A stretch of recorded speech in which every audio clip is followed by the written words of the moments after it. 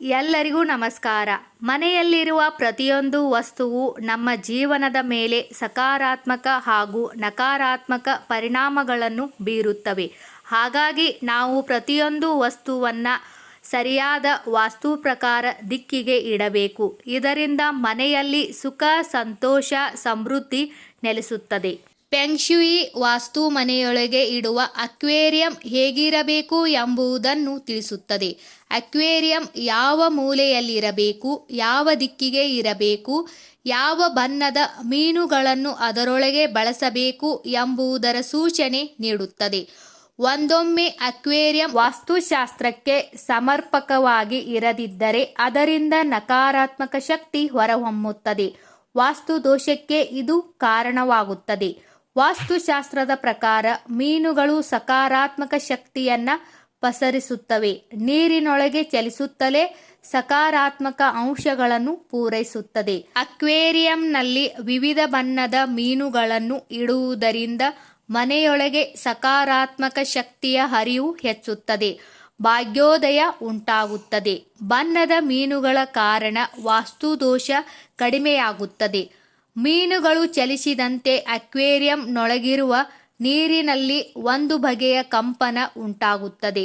ಕಂಪನಕ್ಕೆ ಅನುಗುಣವಾಗಿ ಮನೆಯೊಳಗೆ ಸಂಪತ್ತು ಅಭಿವೃದ್ಧಿಯಾಗುತ್ತದೆ ಎನ್ನುವ ನಂಬಿಕೆ ಇದೆ.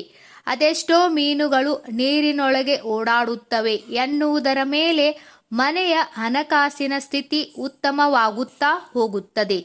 ಅಕ್ವೇರಿಯಂ ಅನ್ನು ಲಿವಿಂಗ್ ರೂಮ್ನಲ್ಲಿ ಇಡುವುದು ಒಳ್ಳೆಯದು. ಆಫೀಸ್ನಲ್ಲಾದರೆ ರಿಸೆಪ್ಷನ್ನಲ್ಲಿ ಇಡಬೇಕು. ಮನೆಯಲ್ಲಾದರೆ ವರಾಂಡಾ ಒಳ್ಳೆಯದು. ಅಕ್ವೇರಿಯಂ ಒಳಗಿರುವ ಮೀನು ಆರೋಗ್ಯಪೂರ್ಣವಾಗಿರುವಂತೆ ನೋಡಿಕೊಳ್ಳಬೇಕು. ಅದೆಷ್ಟೇ ಜಾಗರೂಕರಾಗಿದ್ದು ಮೀನೇನಾದರೂ ಕೊನೆ ಉಸಿರು ಎಳೆದರೆ ಅದಕ್ಕಾಗಿ ಚಿಂತಿಸುವ ಅಗತ್ಯವಿಲ್ಲ. ಕೂಡಲೇ ಅದನ್ನು ಬದಲಿಸಬೇಕು. ಸತ್ತ ಮೀನು ಹೆಚ್ಚು ಹೊತ್ತು ಅಕ್ವೇರಿಯಂನಲ್ಲಿ ಇಲ್ಲದಂತೆ ನೋಡಿಕೊಳ್ಳಬೇಕು. ಅಕ್ವೇರಿಯಂ ಅನ್ನು ಈಶಾನ್ಯ ಅಥವಾ ಆಗ್ನೇಯ ದಿಕ್ಕಿನಲ್ಲಿ ಇಡಬೇಕು. ಈಶಾನ್ಯ ದಿಕ್ಕಿನಲ್ಲಿ ಅಕ್ವೇರಿಯಂ ಇಡುವ ಮೂಲಕ ಅದು ಸಂಪತ್ತು ಮತ್ತು ಭಾಗ್ಯೋದಯವನ್ನು ಆಕರ್ಷಿಸುತ್ತದೆ. ಕುಟುಂಬ ಸೌಖ್ಯ ಮತ್ತು ಶಾಂತಿಯನ್ನು ಪ್ರತಿನಿಧಿಸುತ್ತದೆ.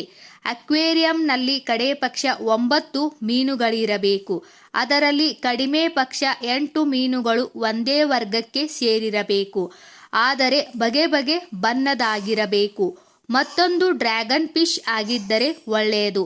ಇವೆರಡರ ನಡುವಿನ ಕಾಂಬಿನೇಷನ್ನಿಂದಾಗಿ ಸಂಪತ್ತು ವೃದ್ಧಿಸುತ್ತದೆ, ಮನೆಯೊಳಗೆ ಯಶಸ್ಸು ಹೆಚ್ಚುತ್ತದೆ.